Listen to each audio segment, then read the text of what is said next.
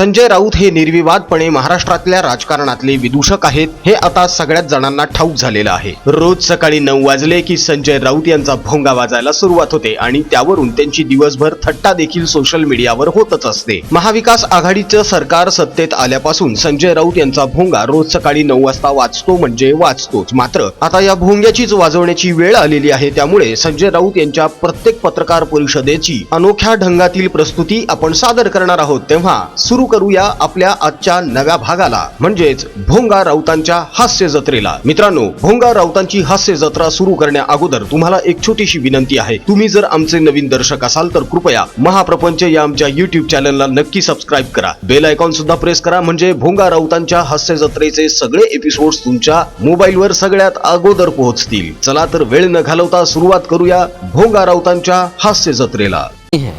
हमारे कपड़े भी ले लो, जब्त कर लो, फिर भी हम हमारे पार्टी के साथ और महाराष्ट्र के साथ बेईमानी नहीं करेंगे, देश के साथ बेईमानी नहीं करेंगे। अच्छा सर, चंडीगढ़ में जिस तरह से कंगना रनावत के साथ हुआ, एक कांस्टेबल ने थप्पड़ मारा उनको, CSI। कुछ लोग होट देते हैं, कुछ लोग थप्पड़ देते हैं। रुको जरा, सबर करो, बोला धक्का बुक्की नहीं करने का, आराम से लेने का। हाँ,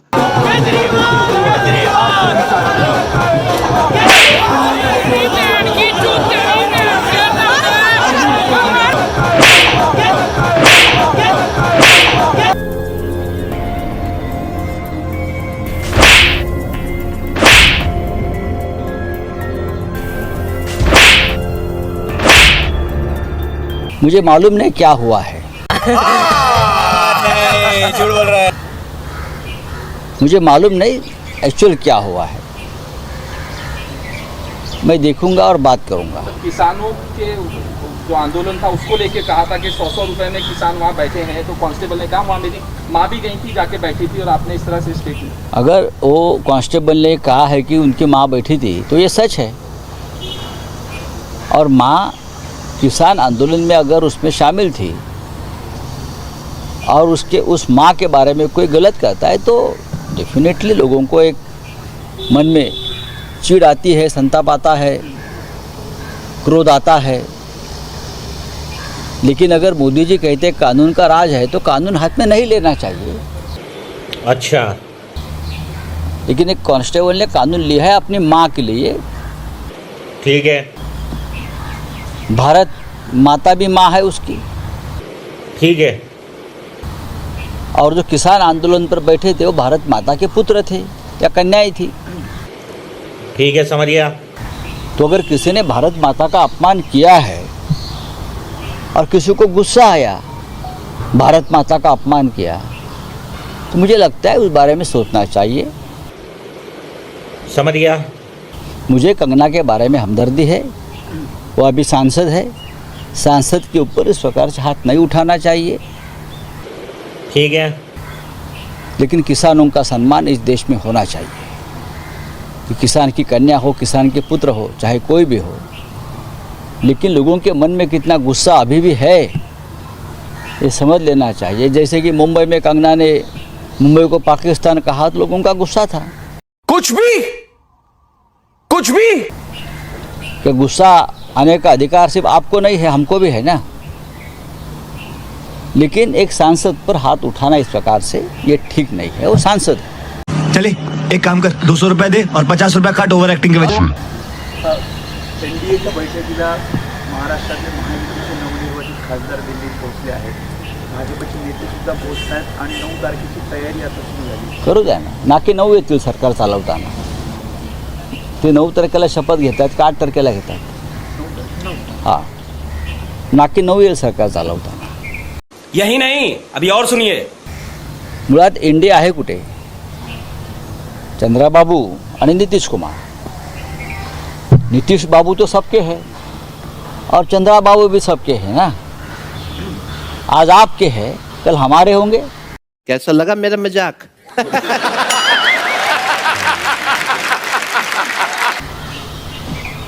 अब देखो, आज ही अग्निवीर को विरोध किया है केसी त्यागी जी ने, जेडीयू ने। मोदी जो जो बातें लाना चाहते थे चुनाव प्रचार में, सभी चाहे समान नागरिक कानून हो या और सबको विरोध किया है। कल ये लोग राम मंदिर को भी विरोध करेंगे। आप क्या बहुत ज़्यादा पीते हो क्या? मतलब ये आइडिया भी आपके दिमाग में आया कैसे कि मैं चंद्रा बाबू तो मोदी जी कह रहे थे ना प्रचार में, अगर कांग्रेस और हम लोग सत्ता में आए तो मुसलमानों को रिजर्वेशन देंगे। चंद्रा बाबू तो मुसलमानों के रिजर्वेशन के हक में है। ये तो लेटेस्ट न्यूज़ है। तो आप क्या करोगे? ऐसे बहुत से मुद्दे हैं जिस पर अभी चर्चा होने बाकी है। मैं बार बार कहता हूँ, सरकार बनाने का पहला अधिकार ये लोगों का है।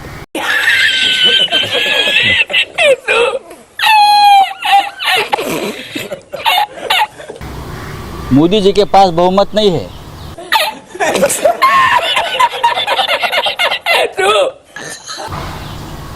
भारतीय जनता पार्टी के पास बहुमत नहीं है।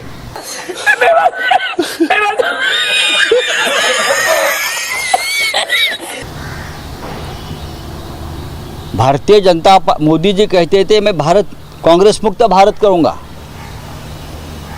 लेकिन हम सभी ने मिलकर बहुमत मुक्त बीजेपी को बनाया है, बहुमत मुक्त भाजपा।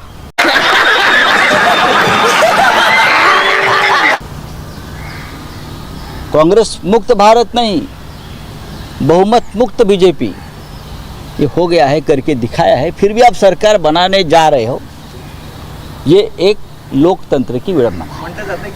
बड़ा हरामी हो बेटा। शिंदे गटाला एक मंत्रीपद, एक राज्य मंत्रीपद यापेक्षा सन्मान होईल। बघा, माझ्या माहितीप्रमाणे शिंदे गटाला परदेशात 4 हाय कमिशनर पण देणार आहेत। जली ना, तेरी भी जली ना। स्वित्झर्लंड, इंग्लंड, अमेरिका इकडे जे हाय कमिशनर नेमणार आहेत ते शिंदे गटाचेच नेमणार आहेत। आप क्या बहुत ज़्यादा पीते हो क्या?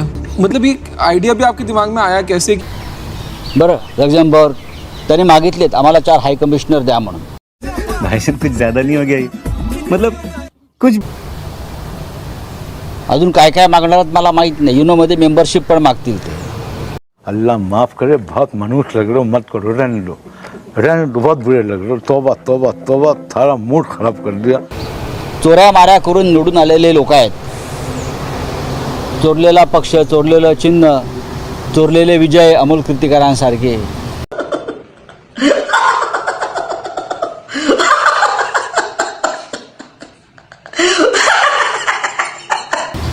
हा, आता हे उरलेले 4-5 खासदार आहेत, त्यांना कुठेतरी हाय कमिशनर वगैरे असे पाठवतील। कॅनडा फार हुशार लोक आहेत ना, हे फार हुशार लोक आहेत, उच्च शिक्षित लोक आहेत।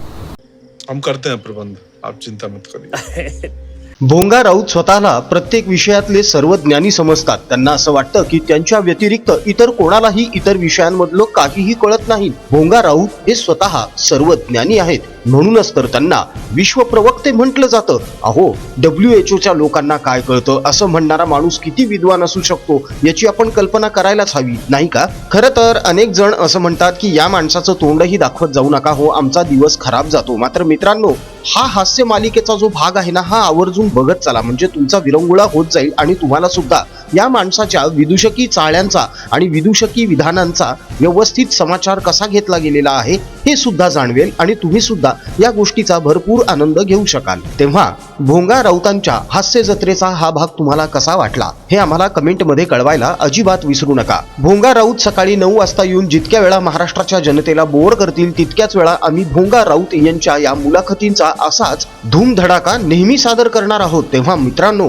तुम्ही जर अजून आमचं महाप्रपंच हे YouTube चॅनल सबस्क्राइब केलेलं नसेल तर प्लीज अवश्य सबस्क्राइब करा, सोबतच बेल आयकॉन सुद्धा प्रेस करा, म्हणजे भोंगा राऊतांच्या हास्य जत्रेचे नवीन भाग तुमच्यापर्यंत लगेच पोहोचतील। आता इतका आनंद घेतलेला आहे, इतकं तुमचं मनोरंजन झालेलं आहे, तर 2 शब्द भोंगा राऊतांसाठी कमेंट बॉक्स मध्ये लिहायला विसरू नका ना हो। आमचा कमेंट बॉक्स तुमच्या प्रतिक्रियांसाठी नेहमी उतावीळ असतो, आतुर असतो। भोंगा राऊतांच्या हास्य जत्रेचा पुढचा भाग घेऊन आम्ही लवकरच तुमच्या समोर येणार आहोत। मात्र तोपर्यंत राजकीय बातम्या, राजकीय घडामोडी आणि राजकीय अपडेट्स रंगतदार पद्धतीने जाणून घेण्यासाठी बघत रहा महाप्रपंच। पुन्हा भेटूया पुढच्या भागामध्ये। जय हिंद, जय महाराष्ट्र, वंदे मातरम, जय श्रीराम।